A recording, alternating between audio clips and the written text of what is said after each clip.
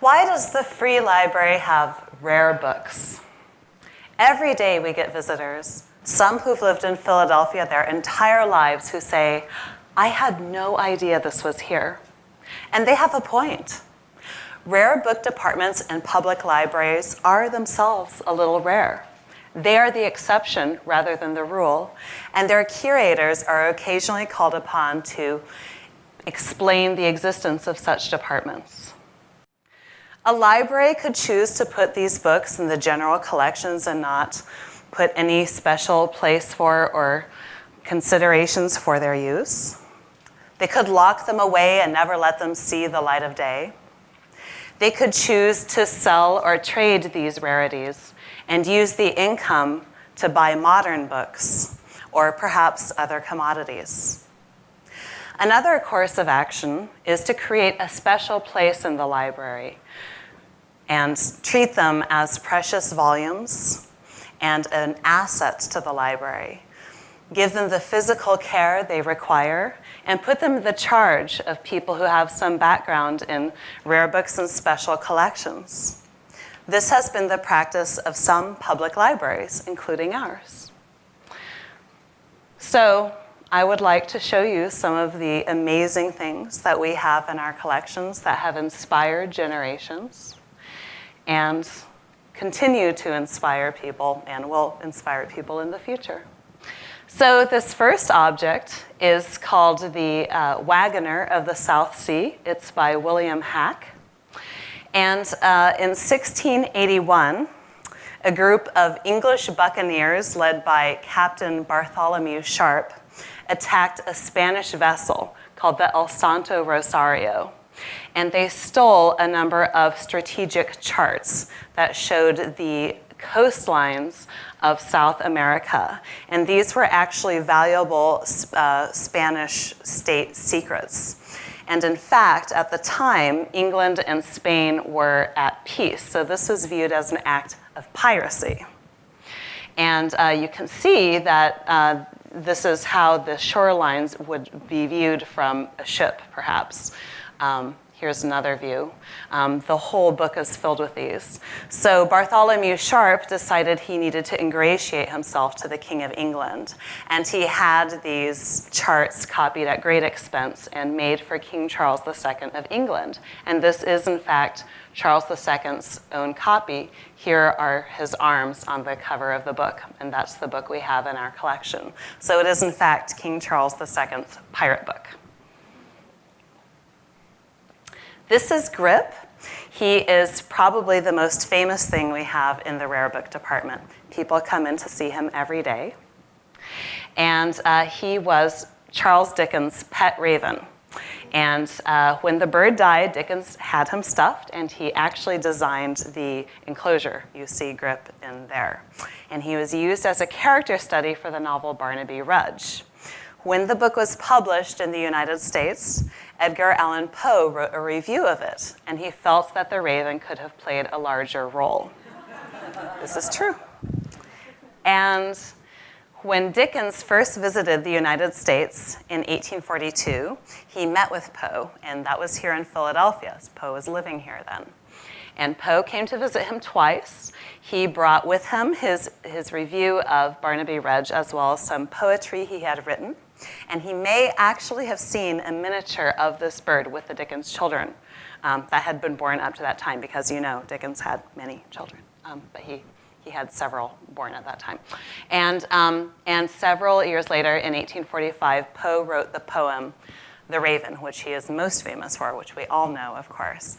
And there are definite literary connections between that poem and the novel Barnaby Rudge. So this is, in fact, this bird is a literary muse for the poem The Raven. And this next slide is the only manuscript copy of The Raven in Poe's hand, and we have it. So this is complete. It is what we call a fair copy. So Poe wrote it out upon request for somebody. The original has been lost. And this has been inspirational in that somebody requested a high-resolution image of this so that he could use it to be tattooed upon his body. I don't know if that's actually what happens. Usually we request copies of books and things when people use our images in the books. Obviously, we couldn't request a copy of somebody's body to be held in our collections. But anyway, but there you go. This is very inspirational. And Poe's handwriting is beautiful, as you can see, and he's one of our great American poets, as we all know. More Poe. This is the ultimate Uli Daguerreotype. It's arguably the most famous author portrait ever made. There are only 5 copies in existence. Again, the original has been lost. Poe sat for this on November 9th, 1848, in Providence, Rhode Island. And it was 4 days after he attempted suicide. And it's called the Ultimate Uli because it reminded his soon-to-be fiancée of his poem Dreamland, in which he talks about an ultimate dim Uli. And those 4 days reminded her of that. And our copy is supposed to be the best quality copy in existence. And I think it's one of the most interesting items we have, but we have so many. Okay, so this is a video. I'm going to play it. It's a double disappearing four-edge painting. So you can see that it looks like a regular book, and then you fan out the pages, and a picture appears on one side. That is Philadelphia seen from the Delaware River. Oh, no, it's going to keep playing. And then on the other side is another picture. And this is Philadelphia seen from the Schuylkill River.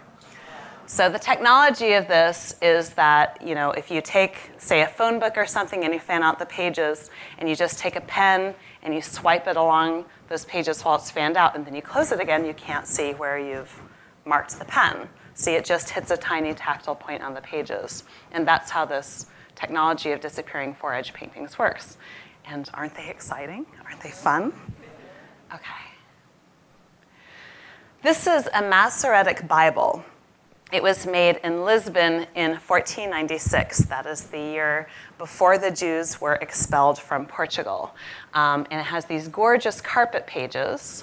I should also mention this is 4 years after the Jews were expelled from Spain.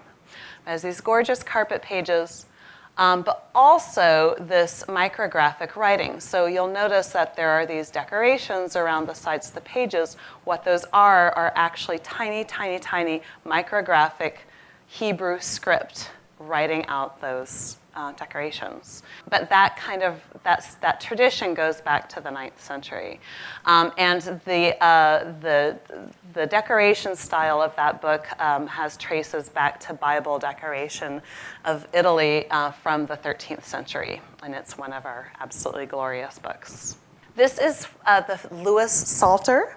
It is a French Psalter from the 13th century, from the mid-13th century, and is an amazing example of high Gothic illumination. So what this shows is 4 scenes from the Last Judgment. There in the roundels, you can see the blessed in heaven and also the damned falling into the hellmouth, and the devil and the archangel Michael weighing the 2 souls and then the division of the 2 souls. And all of that yellow that you see is actually gold, but the way that it was scanned, it kind of looks yellow, but it's medieval manuscripts inspire countless people, and the beauty in the pages are just extraordinary, of course. And even the manuscripts that aren't gorgeously decorated have so much history in them and so much to say. This is by Beatrix Potter. Of course, we have this phenomenal Beatrix Potter collection. She made this for a friend of hers one Christmas, and these are called, it's called Bunnies in the Snow. And so, of course, she asks, and I don't know if you can see it, in the little corner it says to turn it over. And so when you turn it over, they fall out of the sled. So isn't that adorable?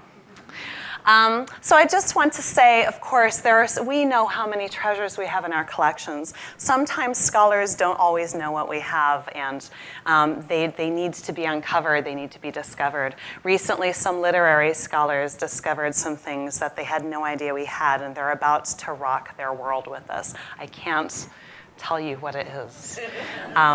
But just wait, and you'll find out soon. It's very, very exciting, very soon. Anyway, but I do want to close by saying that rare books are our cultural heritage, and they are the essence of all libraries. They are the ancestors of books that are read today. They are the beauty man has achieved in his efforts to crystallize knowledge on clay, papyrus, parchment, and paper. It would seem the particular province of public libraries to teach the gospel of rare books. Books from other places and other times ground us and give us proportion. Thank you so much.